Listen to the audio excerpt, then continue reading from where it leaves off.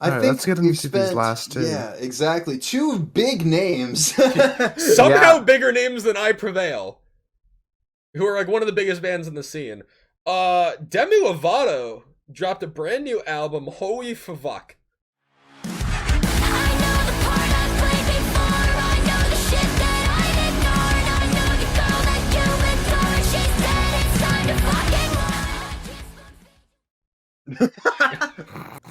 Holy fuck. All right. I like how you pronounce the U anyway. You just threw the V in there. What else do you want me to do, man? Anyway, I feel like I'm the strongest advocate for this album here, if I had to Yes. assume.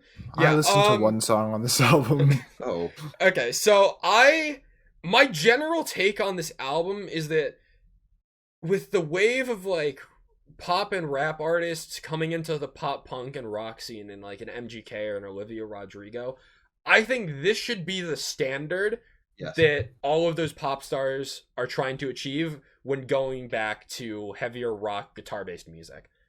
I don't think this album is doing anything terribly special outside of a few songs, but it's just quality pop rock. You take someone as talented as Demi Lovato, throw some guitars behind it, and it's just going to be good, you know?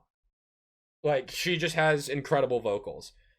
And you take someone like me who's been very much growing to appreciate pop rock music, and this album just hits the spot for me. It's not doing anything special, but I enjoyed just about every song on here. The only one that didn't really do it for me was 29, which just has an odd chorus, and weirdly enough, I think that's one of the songs that's trending the most on social media.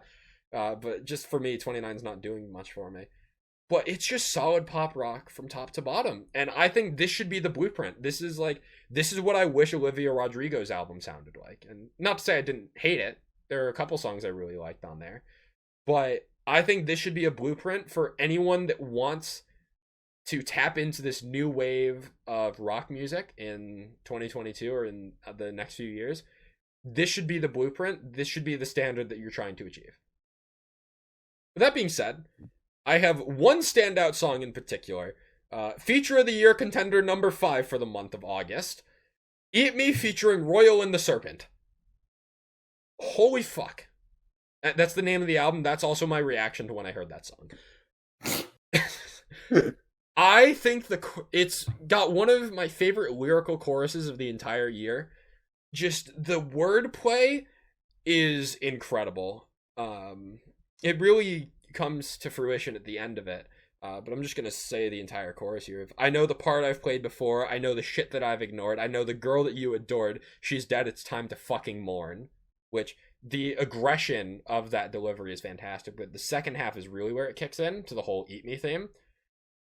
I can't spoon feed you anymore. I can't spoon feed you anymore. Dinner's served. It's on the floor. I can't spoon feed you anymore. You'll have to eat me as I am.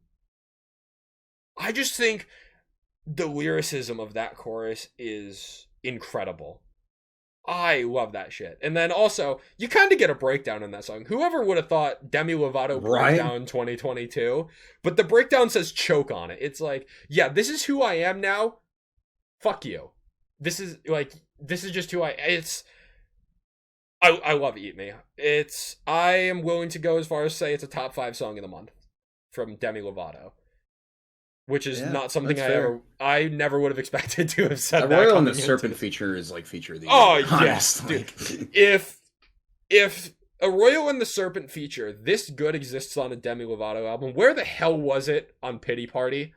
Because if a feature this good, if Royal and the Serpent is capable of a feature this good on this album, lock in fucking what's the name of that fucking album by Stan Atlantic?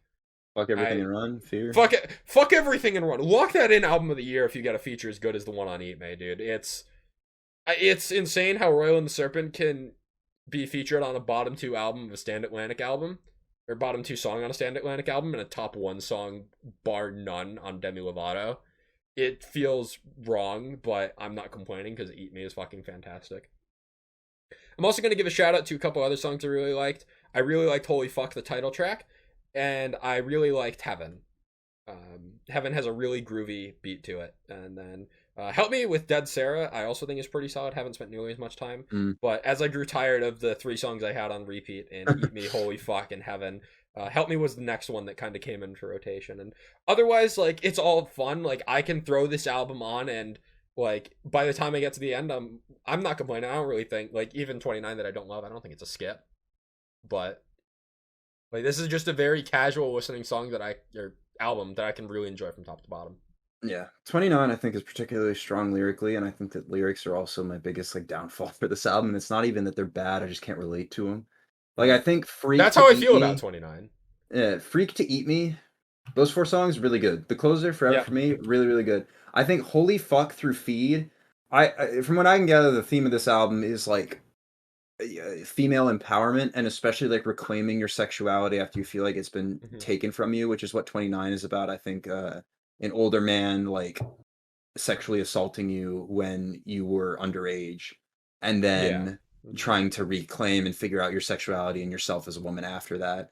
And I think that this is definitely like a bad bitch album. The problem is that I am not a bad bitch. Yeah. So I feel myself very tuned out with a lot of the lyricism because it's so in your face that it's just I don't think this album was written for me.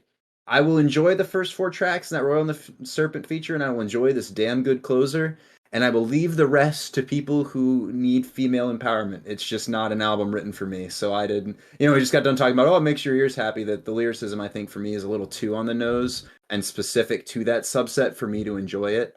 But I mean, overall, just a really solid album. And there are certain artists that should be making rock music, Demi Lovato, and there are certain artists that shouldn't, Olivia Rodrigo, and Machine Gun Kelly. yeah, and Machine Gun Kelly. We'll talk about that next.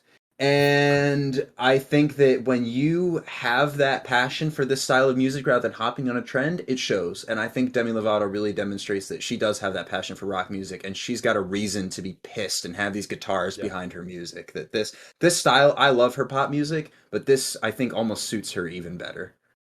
As I said, this should be the standard Yeah, for absolutely. pop musicians transitioning over to rock.